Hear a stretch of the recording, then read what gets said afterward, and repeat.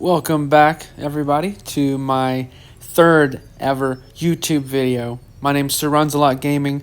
I did get the Zuck pet recently at 35 Zuck kills. There you go. And this video is going to be a little bit different. We're going to not be doing PVM. This is still going to be RuneScape 3 mobile content. So I'm a YouTuber who is exclusively devoted to doing RuneScape 3 mobile content. So I'm going to be standing here in Priff a little bit here and there, and I'm going to be showing you how the mobile interface on RuneScape 3 works. We're going to work our way from the top right corner where the map is, and then we're going to work our way clockwise around the screen. And I'm just going to show you basically, if you're new or if you're coming back to the game and you want to try RuneScape on your phone instead of playing it on a PC, I'm going to show you all the things you might want to know. I'm going to explain some stuff. And yeah, so if you're interested, if you like this, please hit the like button, please subscribe, please comment if you have any questions about anything. I would love to answer anything that you have any questions for. I love to play with you, so if you want to hang out, if you want to play in-game, you can reach out to me at Sir Runs a Lot. It's 2 T's in there, but yeah, we're going to get started. The top right-hand corner is the map, of course. All you got to do is click the plus arrow or the minus arrow to get it up and running or not. You can also click on the run thing there. You can see here that I'm in Priff, and it shows the map is, of course, the Priff city. But you got your lodestone network, which is the little H home button, which you probably are used to if you're coming from the PC. And another thing that we can do is you can hit the north button, and you will go face north at all times. It works just like it does on a PC. If you click on the map, it will go to where your little red marker is up there. So you see me here navigating through the halls of Priff. Over here to the agility training facility, and I'm just going to sit on this little candlestick here, and I'm not going to participate, but I'm going to continue to show you how this works. So you got your backpack. Down there in the backpack you can see the currencies tab. If you click on the 3 little lines there, you can get invention and materials. You can get to your currencies as well, same thing. You can check your wealth evaluator. And something I learned from Initya is you can do a price checker from anywhere that you want. You don't have to be at a bank or a GE. You can click on price checker. You can type in what you're looking for. If you click on what it is, it'll tell you there. See, a Noxus staff is 225 mil, which is a little bit cheap, by the way. And yeah, so working our way, you can still see your currencies. Obviously, I don't have any bonds or anything like that. And you can see your money, how much you have in your pocket right there as well. So then you move down to your equipment. It's pretty simple. You got your tool belt button you can click on, and it'll show you all the things in your tool belt. On mobile, you can quickly just tap one of those bubbles at the top and get to whichever you're looking for. The same kind of thing is going on there with the right next to the words worn equipment. You can click on those 3 little lines. You can get to your aura management. You can do it quickly if you hold down. You can go to worn equipment stats, which I'll show you how to get to as well later. But if you also want to use your aura, right there above the cape slot, you can just click on that little cog there, and it'll bring up your aura management as well. But moving on, you get your skills. You can see that I'm not maxed. There's nothing else really to tap here.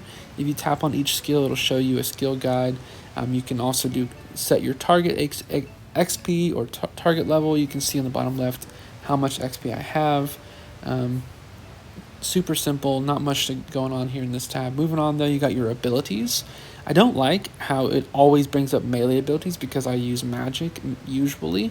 So you have to click on the abilities tab, the little green book, and then click over to which one you want to use, either melee, range, or magic, of course. And then you also have your defensives and your constitution abilities in the same little tab there, which can be a little bit annoying of switching back and forth between them.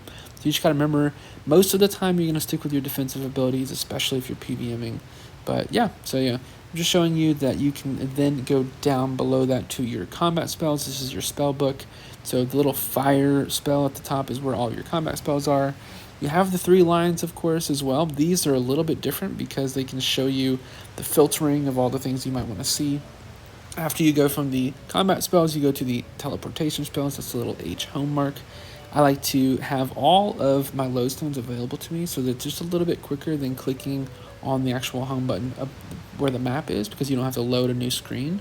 And then that 3rd tab there is the skilling spells. If you have enough runes to do high alchemy, it'll show up there right next to the cog. But then moving on, of course, you have your prayer book, which right now I'm on Ancient Curses. And then after that, you have your familiar. I have my handy dandy legendary pet. Of course, Zuck is overriding that. But yeah, we're going to continue to move down and clockwise over to the familiar options. If you hold down on that, it'll show you all the different options you have. Same with the prayer. You can click on the icons above your health bar, and it'll tell you what they are and what they mean. So if you see something you're confused about, that's what you can do to find out real quick. You can also cure poison if you click on the health bar. Of course, you have to have the ability to do that. And then if you didn't know, you can toggle your response for combat, your auto response, bound by clicking the adrenaline bar.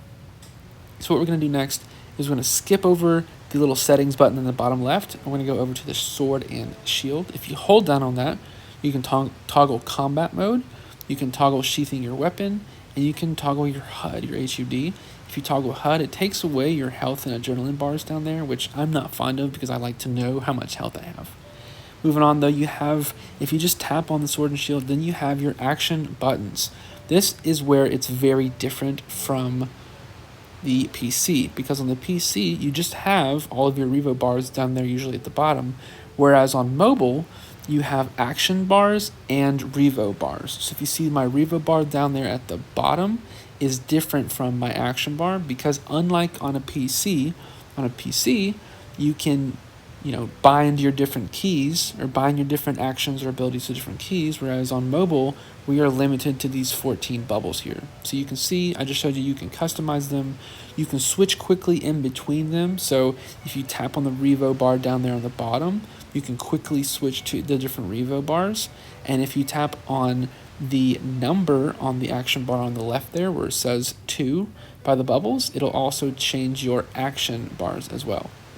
You have to be careful, and I'll talk a little bit more about this later though, because the action bars and the Revo bars share the same abilities. So make sure that you have them two different setups there, because for your action bars you're going to want something different than your Revo bars. But yeah, there was a system update recently, or a Ninja Strike recently, where if you wanted to have all 14 of your bubbles up onto your screen while also having your bag open, you can do that, and I'll show you that a little bit later. But I don't really like that. I'll explain again a little bit later in this video, but I like to keep it so that I can see everything in my inventory. You can switch really quickly back and forth between your action bars if you need to. So in my previous video during the Zuck fight, I actually do this. I switch from my first set of action bars to my second set once I get to Harakin. But moving on, I'm going to click on the settings button down there on the bottom left, and this just brings up your powers, and this is where you can edit all of your Revo bars and your action bars. So you see there, I'm on action bar number 2, which is for basically my main magic action bars, and I also on my Revo bar have the basics. I can switch between range, and I can put a range ability on my magic action bar if I want to. I can put a range ability on my Revo bar if I want to. I can switch between magic as well. Obviously, I'm going to, put those back where they were. But you can see here, you don't want the same abilities on your Revo bar as is on your action bar, because your Revo bar, if you didn't know, that's on the bottom. They're going to automatically use those abilities. That's what the system does, is it automatically uses those abilities for you, so you don't have to click on them. So what you want to do is put the abilities that you want to be automatically used on the bottom, on the Revo bar, the Revolution action bar, and the abilities that you want to manually use on the main action bar. And that's what makes full manual on mobile so difficult, is you only have 14 bubbles. You only have 14 action binds that you can really do. So if you wanted to put your prayer on your action bar, you're going to have to give up a different spot. You can put your prayers on your Revo bar like I'm showing here, but they don't automatically use them like they would a normal basic ability. So I have only basics on my Revo bar. I'll explain that a little bit later in the video as to why, but just a quick explanation is I have my basics that are automatically going, and then I have my thresholds and ultimates on my action bar that I can manually use when I want to. But what we're going to do now is we're going to move continually up clockwise over to the chat option. That's the 3 little bubbles there. You can hide that permanently. You can hold down on that, and you can do a dynamic mode. You can open it. And then moving right from there, we're going to look at the little notes with an X on it. That's your activity tracker. If you just tap that, it'll tell you what you've been doing. As you can see, My Slayer task right now is Jungle Strike Worms. And then moving over right from that is your Yak Track. And it's not always going to be Yak Track, it also might be any different event. So double XP shows up right there as well. But now I'm going to click on the house. This is really where a lot of stuff is. So I'm going to work through these 6 little boxes here, and then we're going to go up to the settings in the top left. That first box, though, if you click on Adventure, it has the Featured tab, which tells you all the new stuff. All the quests are on the second tab here. If you're looking for those and you're used to the way things used to be maybe 15 years ago, this is where quests are now. You can see I was about to work on Twilight of the Gods, the new quest in the game. Moving right from there, though, you have the challenges. I haven't done my summoning and divination yet, but I'm going to work on that. And then you have your mini games. You can teleport directly to the closest lodestone. I'm a big fan of Castle Wars, so there's that. You also, when you go to the Beasts tab, you can see all the info on the Beasts. If you click on someone, this is usually, the bosses. If you click on Learn, it'll tell you all of the different things that the boss will do. And if you click on the little I button, it'll show you what it looks like. You can read basically how to defeat the different bosses. From there, you can go to boss kills, and it'll just show you all the different boss kills you'll have, and then Slayer creature kills as well. I have 30,000 Abyssal Demon kills because that's how I got my invention up. And then the activity tracker shows you just all the different things that you could be working on. So from there, we're going over to the Hero tab, starting with Summary. This shows you all of the things you might want to know about yourself, your experience, your quest progress, your skills. You can change your My Examine right here. It also shows you how much money you currently have in your pouch, if you're a member, that kind of thing. Moving over to your skills, this is all of the in-depth guides, I guess, if you will, on the different skills. So you can click on which one you want. You can look at what level you're allowed to do what. But then moving on from that, you have the loadout function. This is basically what I showed you earlier. It'll tell you your damage, your accuracy, the type of damage, that kind of thing. It'll tell you your armor, your defensive stats, your prayer bonuses. And you can also see, like, if you take out one thing and move it to your backpack, how it will change and that kind of thing. So pretty helpful there to notice. And then right after that, we're going to just move over to achievements. This is where you can get all the different rune score options. Starting at the top, you just have a basic overview of the things you've most recently accomplished, different categories, stuff like that. And if we move down from the top to the little trophy icon, you can go very specifically through the skills, exploration, the area tasks, combat, all that kind of thing.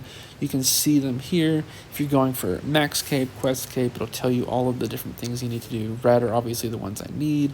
White are the ones I've accomplished. But yeah, you can see all the different area tasks that you've already done or already not done, and you can look at basically all of the different ones here all the way through. But yeah, moving on from there, going down one more tab, you can see all of the different things for the capes. And if you click on one, it'll take you to the things you still need.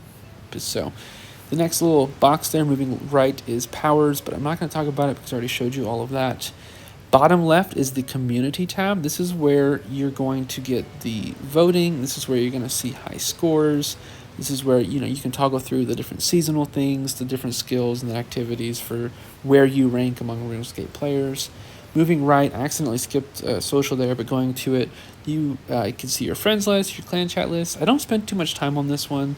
But the grouping system is important because if you're trying to do ED3, if you're trying to do group bosses, if you're trying to do Croasis, if you're trying to do Solak, this is where you're going to get into groups. So you click on the home button, you click on the community tab, and you click on the group system. And in the bottom right there, you see the little target sign. That's how you can add people to a group. And I don't know, oh yeah, so just moving on from there, I'll show you your customizations as well. This is where you can change your player, what you look like, what you're wearing. This is all of the different standing, skill animations, spell animations. This is where I have my hot sand walk, which I'm a big fan of. I've been using that in a couple of videos. You can change your rest animations, what pet you have out. If you wanted to know the different titles, so mine says Sir Runslot the Resilient, you can do that there as well. Moving on though, I have the treasure hunter key in the bottom, or the treasure hunter tab right there in the bottom right. And that's just where you can do the most recent treasure hunter. You have marketplace, which you can click on and buy stuff, and then rune metrics, which you can buy again. Next thing I want to show you is I want to show you the settings tab. And this is where all of the different UI interface customizations are going to be. So click on the home button. In the top left, there are the 3 buttons, and then click on Settings. From there, you can get your game interaction. You can change all of the different basics of it. And, the single tap gameplay might be helpful. You should look into that. I hide the cogs on my augmented items, but then this UI customization page is important. If you see right there, I click on the right action buttons. That's a brand new update from the Ninja Strike, and that is what I was mentioning earlier. When you have the action bars up, if you're in combat mode, I'll show you in combat mode, you have it turned on, you can still see it in your backpack and see all 14 of the different action buttons you have. You can still see all the different abilities and the spells and the skills and all those things at the same time while you're in combat. So this is new. Some people like it, some people don't. I'm not a fan of it because those buttons are really small. And so I turn it off there, and it's up to you. And when I turn it off, though, it only keeps one of the different sides for the action bar buttons. So something to play with maybe when you're doing some PVM. But moving on from there, just going to work our way through some of the other settings. For informational windows, I keep all of that on. Warning screens, I don't really touch it much. For inventory, if you're new, I would probably recommend the Destroy Empty Vials 3 right there. But moving on from that, we're going to click on the buff bar. I like knowing everything. I like to be able to see all that. But then after that, you have your combat mode information. In this tab here, you can change between your attack XP when you're doing melee, strength, defense, all that kind of stuff. For range, you can change whether you want just ranged or defense or both range and defense XP, and it goes the same with magic there. Magic XP or magic and defense XP. This is how you can get all the different XPs in the right times whenever you want to. For the combat mode up here, some people go full manual, but it is very difficult. So I put Revolution on, but what I do is I put on only basics. And this is something you have to learn and work your way up to. I put Revolution size at 14. That's just how many different abilities show up on your Revolution bar. If you're starting out, maybe start using with automatically trigger thresholds and ultimates, and then work your way down to just putting basics on your Revolution bar, while then you have your thresholds and your ultimates on your action bar. Here we have your action bar settings. This will tell you basically everything I just said. You also find here where it says automatically trigger regenerate. Once you get out of combat and you are no longer in combat mode, it will automatically heal you, the regenerate ability, so you can turn that on or off. Right there for the display action bars, that's just the current ones that you're using. So I always stick with my Magic 2-hand for my action bar and my Magic Basics for my Revo bar. And then right under that, the change action bar preset names. It's exactly what it sounds like. You can change the different names for all of the different bars that you have. Keep in mind, of course, though, that these 15 bars here are shared between the action and the Revo bar. So if you want the action bar to be different from the Revo bar, make sure you name that. Make sure you know which one has which of those settings. So yeah, here is where you have your action bar bindings. So if you see there, if I'm using melee, the Revolution bar will always be number 13. I had to change it there for some reason. But then if I'm using melee again for the action bar binding setup 2, the action bar will be number 4. So the Revo bar and the action bar are different. Hopefully you understand that by now. But you can change. So next I'll move down to range. When I'm using any range style, it'll automatically change the Revo bar to 14, and it'll automatically change the action bar to number 9, where I have all my ranged abilities. And same thing for magic. I've changed it a little bit for magic because I've been playing with some stuff with FSOA rotations. But if I have any magic gear on at all, or any magic weapon on, it'll change the Revo bar to 3, where the magic basics are, and the action bar to 2, where my stuff for my action bar for magic is. But for the most part, that's it. The camera, I would recommend you doing Freedom Classic mode. That just makes it so that you can zoom out significantly further. It helps in the Zuck fight a lot. So if you're struggling with seeing everything in the arena, that's going to help. You got your chat and social settings. You have your notification settings. This is right here where you can change all your skill capes to the old school version of them.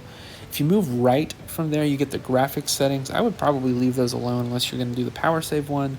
And then you have audio here where you can change your different music. I like the Harmony one. I have it on repeat right now, but I change it from time to time. You can go to change your worlds. You can have 3 of your favorited worlds up there. I can stick with the group bossing, the station 1, and then just one where I have a few people. But yeah, we're coming to the end of the video here, guys. Thanks for sticking in. I wanted to show you one last thing, though. I know it's long. I'm going to put some timestamps in here just so you can see all the different options if you don't want to watch the whole video. But if you click on the top right on the plus minus spot, hold down on that and click on Skybox or filters.